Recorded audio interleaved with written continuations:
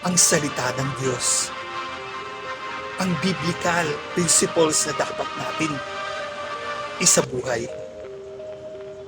Impress them to your children sa inyong pag-upo, sa kanyong pag-uusap, sa inyong paglalakad, sa inyong pagtulog, sa inyong pagising. Maganda tayong modelo nila na dapat nilang tularan. So that naman sa paglaki nila ay hindi sila maligaw ng landas. Sa ating mga anak, i-impart natin ang magandang buhay, ang buhay na naka-align sa ating Panginoon.